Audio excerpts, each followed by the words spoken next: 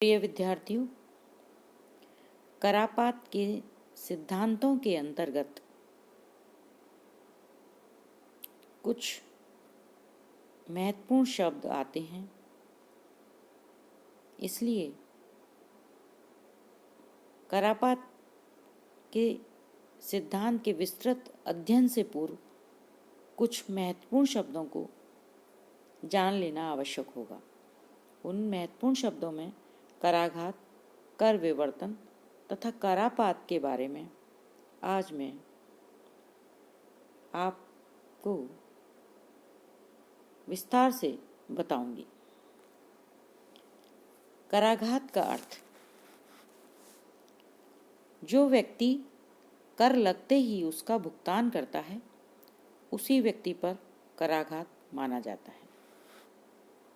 उदाहरण के लिए आयात शुल्क या इम्पोर्ट ड्यूटी, उसका आघात आयात करने वाले व्यक्ति पर पड़ता है। यद्यपि ये लोग कर का भुगतान करते हैं, परंतु इसके अधिक से अधिक भाग को वे दूसरों पर शिफ्ट करने या खिसकाने की कोशिश करते हैं।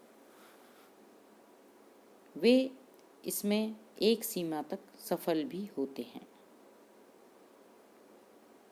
बिक्री कर विक्रेता सरकार को भरता है, लेकिन वह ग्राहक से कीमत में जोड़कर इसे वसूल कर लेता है।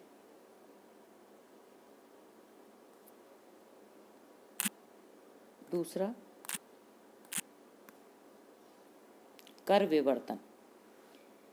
यह वह प्रक्रिया है जिसमें कर एक व्यक्ति से दूसरे व्यक्ति पर खिसका दिया जाता है। ये गलत लिखा हुआ है, किसका, ये है खिसका दिया जाता है, गलत प्रिंट हो गया है। वस्तुओं की कीमतों में परिवर्तन के द्वारा कर को खिसकाया जा सकता है। कर को खिसकाने के लिए वस्तु का विनिमय होना एक आवश्यक शर्त मानी जाती है। जैसे सरकार चीनी के उत्पादन पर कर लगाती है और उसकी रकम सरकार चीनी के उत्पादक से वसूल कर लेती है।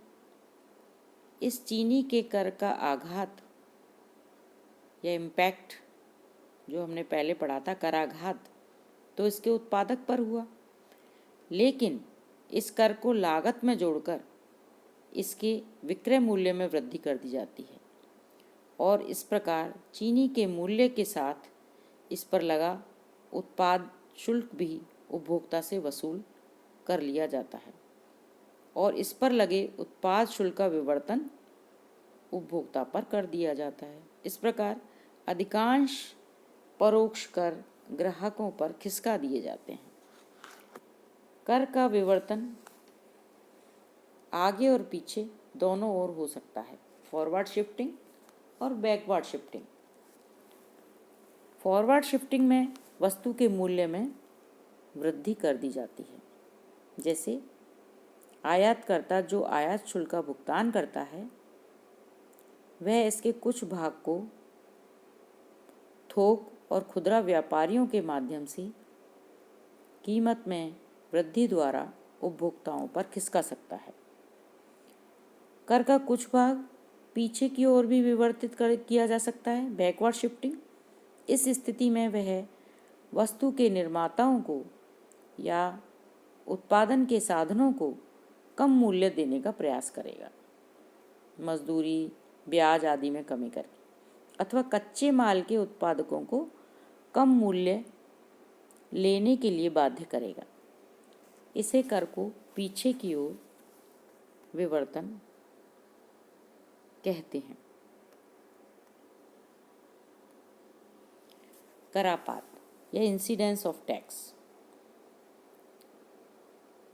करापात में इस प्रश्न पर विचार किया जाता है कि कर का मौद्रिक भार वास्तव में कौन वहन करता है।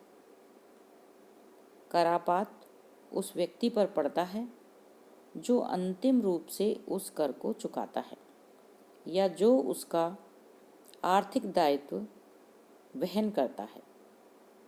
इस स्थिति में कर चुकाने वाले और कर भार वहन करने वाले अलग अलग व्यक्ति हो सकते हैं।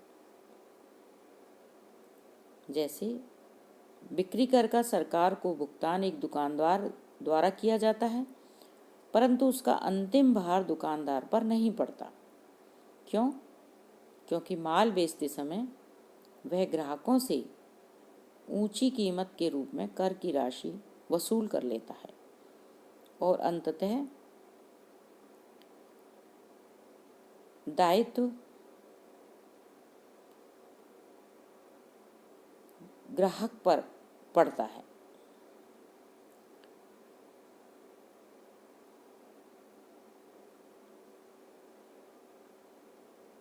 जब किसी व्यक्ति को अपने पास से या अपने लाभ में से कर के रूप में कुछ रकम चुकानी पड़ती है तो वह उस राशि उस व्यक्ति के लिए करापात होती है, इंसिडेंस होती है। एक व्यक्ति पर मौद्रिक मजदूरी की कमी के रूप में पड़ने वाला कर भार खिसकाया नहीं जा सकता और करापात श्रमिक पर ही होता है। इस प्रकार करापात में इस बात का अध्ययन किया जाता है कि कर का प्रत्यक्ष मौद्रिक भार, डायरेक्ट मनी बर्डन किस पर पड़ता है। डाल्टन ने करापात व कराधान के प्रभावों में अंतर किया। उसके अनुसार करापात में कर का प्रत्यक्ष मौद्रिक भार, डायरेक्ट मनी बर्डन देखा जाता है, जबकि कराधान के प्रभावों में इसका परोक्ष मौद्रिक प्रभाव देखा जाता है, जैसे व्यक्तियों की काम करने की इच्छा, बचत व निवेश करने की इच्छा व क्षमता आदि। कर विवर्तन की भांति ही कर की चोरी भी कर से बचने का प्रयास किया जाता है। एक कॉन्सेप्ट और है इसमें, कर की चोरी, टैक्स इवेजन। कर की चोरी में सरकार को कर की राशि प्राप्त नहीं होती। कर विवर्तन और कर की चोरी में क्या अंतर है कि कर विवर्तन एक स्वाभाविक तथा कानूनी प्रक्रिया होती है, परंतु कर की चोरी एक गैर कानूनी एवं समाज विरोधी प्रक्रिया होती है। आगे की वीडियो में मैं आपको कर विवर्तन और करापात के निर्धारक तत्वों के बारे में भी बताऊंगी। थैंक्स।